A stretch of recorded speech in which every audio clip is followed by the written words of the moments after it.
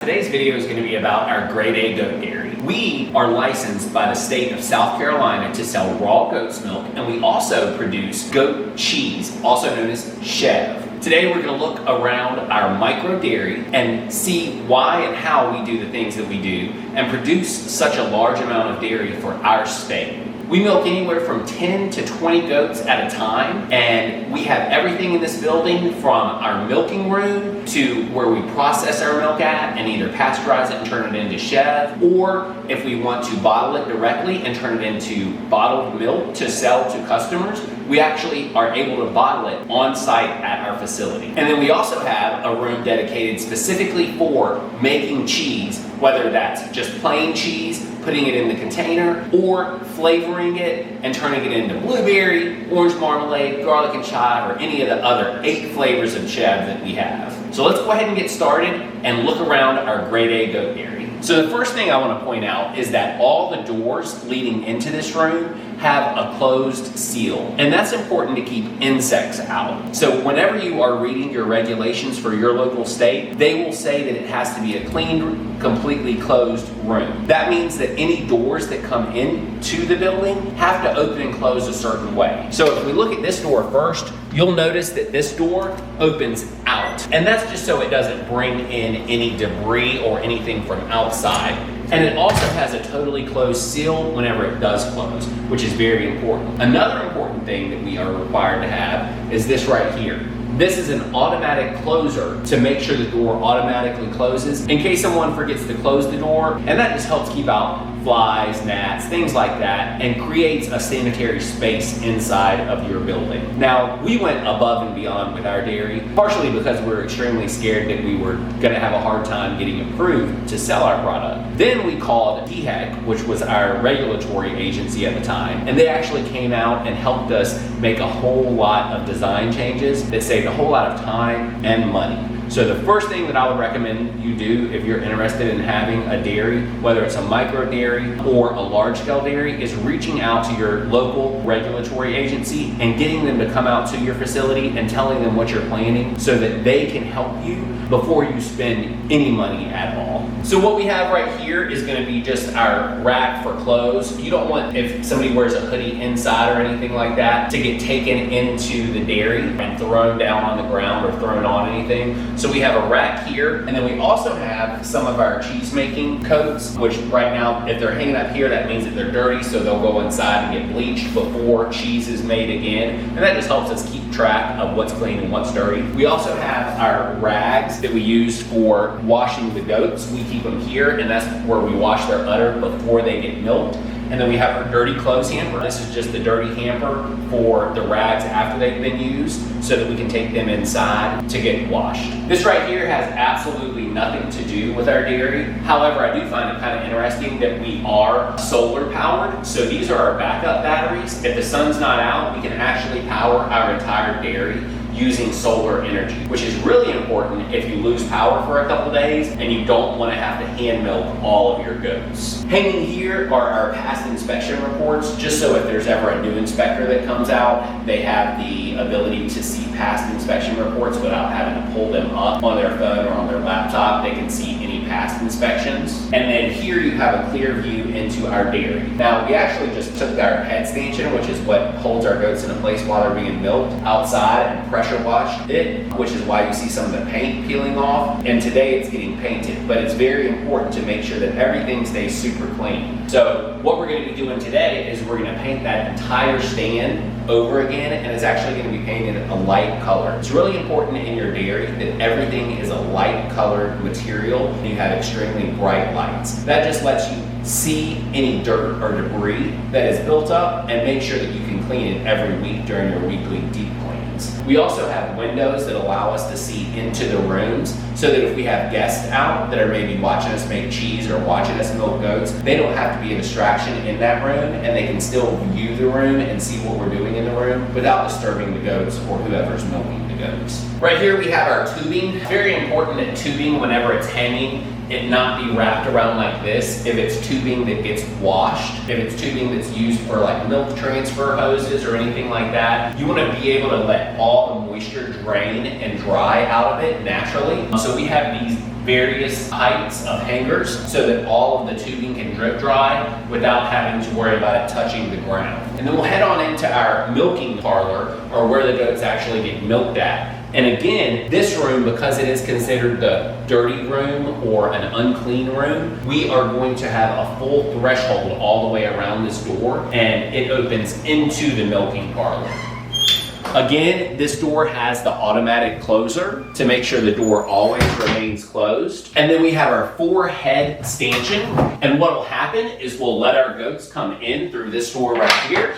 They'll walk up the ramp that's outside. They'll come in and stick their heads through right here. And once they're in there, and this is a very easily made item, once they're in here, we'll go ahead and lock them in, and we use this super high-tech block of wood to hold this closed. Now, if you're going to look at something like this online and have it custom made, you're talking about thousands of dollars. This here costs about $100 in 2x4s and lumber, and as I said, every couple of months we'll take it outside, pressure wash this old paint off, and it kind of roughs up the wood, and then we can go ahead and reseal it, which on a rainy day like today is perfect to do. Behind where the goats eat, we use this same material that you can easily find at any hardware store that's similar to what is on the outside of a refrigerator, and it's just an easy to clean surface, so we can easily get all of that spit that the goats are going to spit while they're eating off the walls, or if they sneeze or anything like that, we can clean that weekly during our deep clean. The same thing with our flooring. This here is elevated.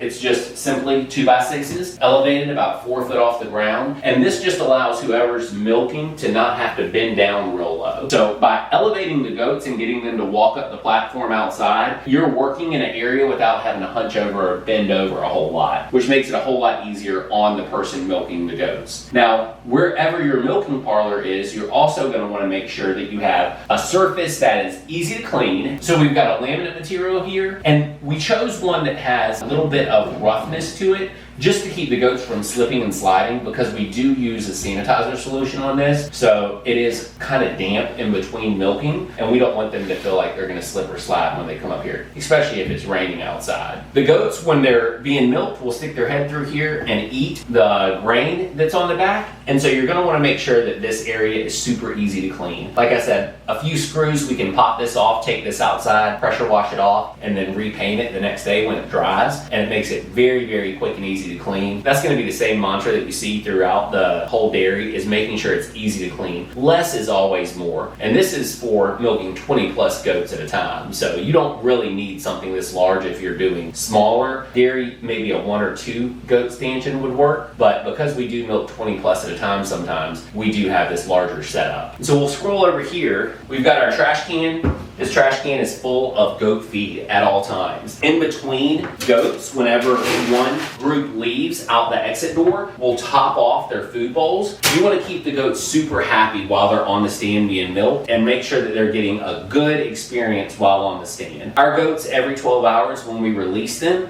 will run up here as fast as they can, because they know that they're going to eat the entire time that they're on the stand. And then we also use a lot of things just to make life easier, like our little iodine holder here. It also holds our udder balm. We've got gloves, paper towels, and then up under our milking stand, because it's elevated, we're able to keep tons and tons of goat feed that we can easily use to refill our feed cans and make sure that we always have a good supply of goat food. To the right of our goat feed is where our milk pump is. Now, this is a vacuum pump. We got this from Handy Dairy, and this is one of the pricier items that you're going to buy. If you are milking goats to sell the milk for human consumption, it is very common for hand milking to not be allowed. What that means is that you're going to have to get some type of automatic pump. Now, this right here has an overflow, so if you get too much milk in your pail and it sucks into the vacuum, it actually has a tank right here, a reservoir, where all the milk will go to, and overflow right here that you can flush with kerosene to actually clean it. And any milk pump's going to have all of its instructions on how you clean that particular model, but this model here has lasted us almost a decade, as you'll see most of the products in the dairy have, and they're still running good and strong as long as you follow all of the user manuals correctly. This one right here is a portable vacuum pump. We took the handle off of it because we don't ever move it, but there is an oil milk container on it that you need to make sure it stays full of oil at all times, and also make sure this tank never overflows or it can cause issues with rusting. Keeping this clean and tidy and full of oil has definitely helped us lengthen the lifespan of it. It is one of the larger investments that you make in a dairy, but it's definitely one that's well worth it unless you want to be hand milking goats and have a whole bunch of milk that you can't sell. Now, after we're done with the goats being milked, we're going to go ahead and let them out, and that's as easy as opening up this door right here, and they go down this ramp and into a holding stall outdoors. Now, the holding stalls are both concrete based. And the reason we did that is so that if it's raining, like it is right now, and also so that there never becomes an issue with mud outside. We don't want goats standing outside waiting to come in the dairy and having muddy feet. And we also want to be able to clean it and hose off any manure that's left outside so that they're not tracking that inside of the dairy. So it just helps us initially keep them clean, and then also right after milking, they go to a clean area while the iodine dries on them.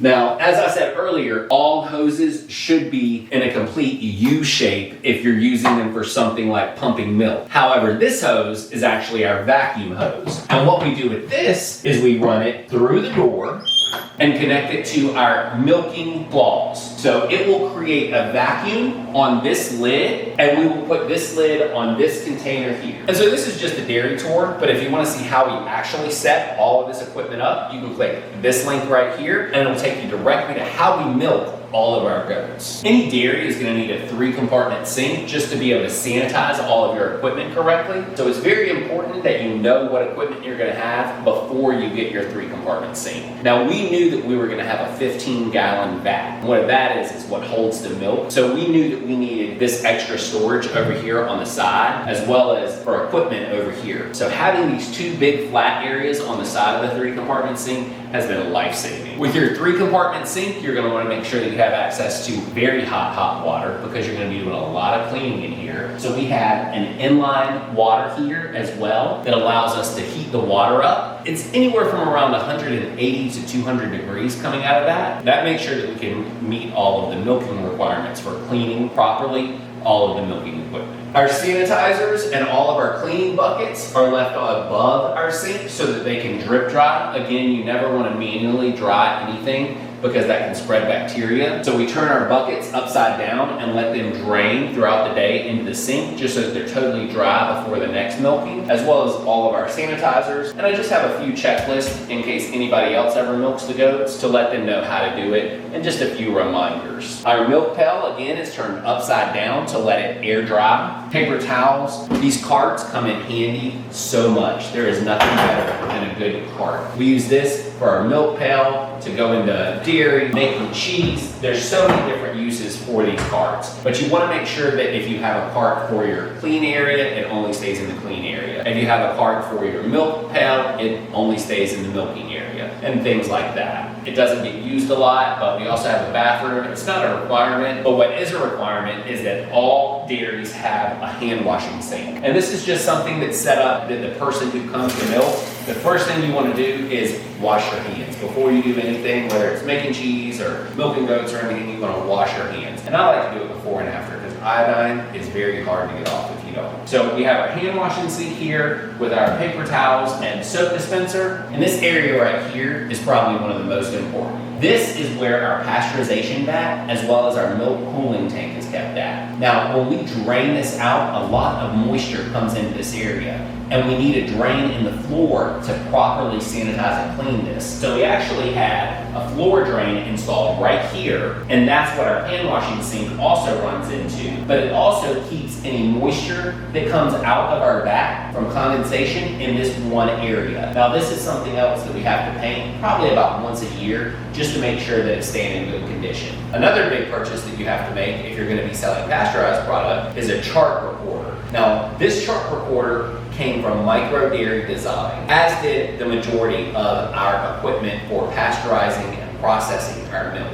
The milking equipment came from Hamby, Hamby Dairy, which will be linked below. And then all of our pasteurization equipment came from Micro Dairy Designs, which is also linked down below. Now, the company Micro Dairy Designs actually comes out to your facility and installs everything that you need and shows you how to use it, which is very important. This is also something that our state regulatory agency will come out and check and make sure that it's all set up correctly. And this right here is the single most important thing, because when you're pasteurizing product, you want to make sure that it stays above 145 degrees for a certain period of time. And that's just to make sure that any bacteria that's inside of your milk is killed before you turn it into your aged or soft cheeses. Up under this is our rack for things like our air temperature heater, and then just some more storage for if we're drying different utensils that we use in the dairy daily. One thing that's very interesting about this and very important to keep a check on daily is our product indicator. Right now, our milk is being kept at 35 degrees Fahrenheit, and that's very important to monitor almost 3-4 times a day, because you never want that milk to be held at a high temperature. It needs to be below 41 degrees, but as close to freezing without actually freezing is where I like to keep it. And that just minimizes any bacteria growth, as milk is not meant to ever see the light of day. It's meant to come out of a goat or a cow and go directly into the animal's stomach. So keeping it clean is of the utmost importance, as it is one of the most highly regulated food items in the United States. Also, our airspace indicator lets us know that the air above the milk is staying at a cold temperature. That's not really important when it's being kept cold, but whenever we pasteurize our milk, we actually have to hook up this to heat the airspace above the milk, because the airspace above the milk also shows up on the chart recorder, and you have to make sure that airspace is above a certain temperature as well. So the charts record that, and then we keep them for years afterwards, so that if there's ever a recall or a concern with a past lot number, we can reference that. Now this here I'm not going to open, but this is what holds our milk. This is actually a hollow tank, so cold water is filling up from the bottom and then overflowing back into a freezer. And this design is an awesome design. Micro Dairy Designs designed this, and this guy is an engineer and absolutely changing the whole world of small farming by making products that are affordable and still meet the requirements of most state regulatory agencies. Things like this simple agitator wand, this is what's keeping our milk circulating and rotating inside of our vat while it's being kept cold, to make sure that the fats don't rise to the top and separate from the liquids. So now in the bottom of this tank is also a hot water heat. So when you're pasteurizing the milk, you don't want it to be cold anymore. You can put all the cold water back into the freezer using that same pump, and then fill this up with hot water from the wall. And then the hot water heater that's in here will heat the milk up to about 146 to 7 degrees and keep it at that temperature for 30 minutes during your pasteurization process. This is actually a kidney dialysis machine, and what will happen is we will put a tube in here to pump milk directly out of our vat through this without it ever actually going inside of a machine, which is just a tube that's in here. And it rotates this little wheel to pump the milk without ever touching it into our bottling carousel. This carousel right here is where we will put our milk jugs in, and then we will hook the tube up right here to pump the milk down. Now we've got a super convenient foot pedal, because you don't want to be touching anything when you're trying to bottle milk. So we've got a super convenient foot pedal to be able to control the flow of milk into the bottles. And then we can stop, and then our capper is this thing right here that applies the cap to the bottle. Super convenient area, safely and sanitarily produce bottled raw milk for your consumer. Over here, you're going to see some more storage. It's very important that you're keeping things like sanitizers away from milk that's being stored, so you want to make sure that you have plenty of storage, but don't have a bunch of junk. Throw away everything you can. And we also have our files or charts where we have recorded past batches of cheese, as well as blank charts. We have to have our fridge back here. I like to store things like inline milk filters and any of our cold ingredients in the fridge, as well as our rennet needs to be kept in the fridge, and we use an organic vegetable rennet. We also have our cheese cultures are kept in our freezer, so we have them kept in the freezer back here, just where it's convenient to get to whenever we are making batches of cheese. And then if you're transporting milk anywhere, you're going to want lots of ice packs to make sure your milk stays at the appropriate temperature during transport. Hence the coolers right here. Which leads us to our next and final room. This is our cheese making room. This is where all of the cheese is made, seasoned, flavored, packaged into cheese containers, labeled, and then they're ready to go to the customer. Our primary items that we sell are 8-ounce containers of a soft, spreadable goat cheese, as well as half-gallon bottles of grade A raw goat's milk. Those are the two products that we produce here. Some dairies may produce things like strawberry milk or chocolate milk. What's easiest for us to produce and what we can produce the best and we've never had any issues with are those two products. You can even produce things like goat's milk ice cream. But we'll head on into our cheese making room, and also be sure to pay attention to the threshold around this door and the fact that this opens in so that it doesn't bring outside contaminants in. Also, this room has the automatic closing door to make sure it always stays closed, and a glass window to be able to let customers who may want to watch us make cheese stand outside while we are making cheese. Now, when cheese is being made in the dairy, it's a very important time to make sure that anything and everything around is kept super clean. So you'll change clothes, put on a clean lab coat, hairnet, gloves, and this is our stainless steel table where the cheese is hung at, and then this is where it's packaged at also. So we have different racks where we can hang cheese really high if we have large bags, or we sometimes just hang it from this bar, and we have a tub up under it that drains the whey into it. And that whey we use for either feeding our pigs, or you can just toss it. Some dairies also use the whey for making other products like ricotta cheese. Again, there's more storage over here, as well as all of our labels that go on the cheese once it's made. And it's very important that you know what information needs to go on your labels and take into account any cost that goes into making the labels before you create the product, because you don't want to make a product that's costing you money to sell. So we've got multiple vendors where we get the best price for our labels to make sure that we are staying below cost. Over here is all of our ingredients. I want to go through all of your ingredients routinely and make sure you never have any spoiled or expired ingredients that you're using in your cheese. Also, during our monthly inspection, we want to make sure that no expired ingredients are ever found. So if it's getting close to that expiration date, it's best just to throw it out. And as long as you're buying your ingredients from a store, it's pretty safe to say that it's an improved ingredient. It's when people get out and start buying like locally produced things, or adding ingredients like blueberries, or maybe ingredients that you may make on your own, that you start getting into a rough territory and run a higher risk of introducing something to the cheese that may cause harmful side effects. So I love cheeses that are made with different dry ingredients. So this room here was initially designed to be a cheese aging room. As I said before, the only products we produce here are a soft, spreadable cheese and raw goat's milk. But if you wanted to be able to age cheese, you would need a room specifically designed for that. Now, after about a decade of having this grade A goat dairy, we still have never branched off into making hard aged cheese just because we don't have enough milk. We're selling out weekly doing what we're doing, so we've never ventured into this. But I will show you the design and some things that we learned to save money. As you can see, this room is primarily being used for storage right now, but if you were going to age it, the most important thing that you would want to remember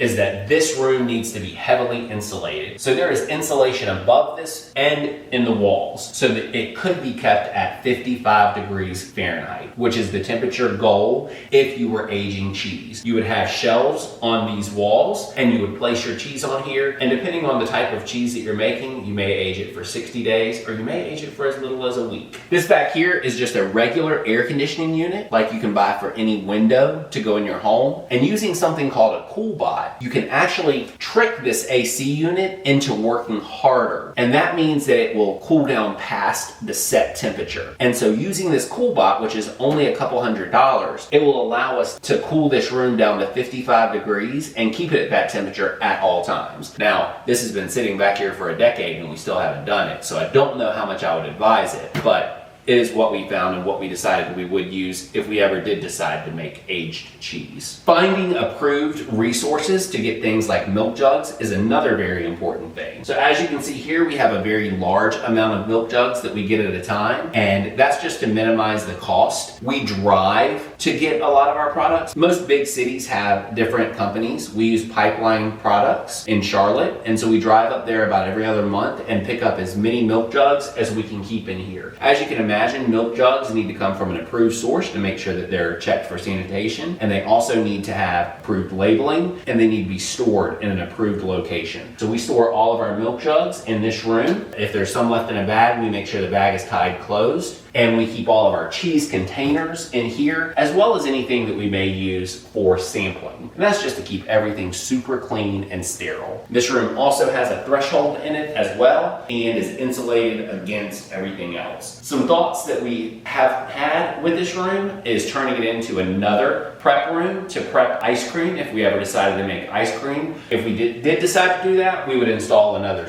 hand washing sink in here, and this could be our ice cream making room. As I said before though, we don't have enough milk to actually do that at the moment, but maybe in the next decade we'll branch out a little bit. Records are going to be your number one most important thing, whether it's old inspection reports or pasteurization charts or just learning the requirements of your local state laws. This is our calendar that Carter, our dairy manager, actually developed, and it just shows who milked and the lot number they milked. This entire calendar can help us track down if we have to recall a product because, say, our pasteurizer was not working correctly or anything like that. This calendar will help us track down any lot number and also be able to see who milks every evening. So it's a schedule and also part of our recall system. So I hope you guys enjoyed the tour of our grade A goat dairy in South Carolina. And if you'd like to see more videos like this, comment down below, subscribe, or check out some of these videos that'll show you other things like how we milk our goats or breeding goats if you are interested in starting a grade A goat dairy. I'll leave you guys with one important tip. Be sure to check your local and state laws before you invest any money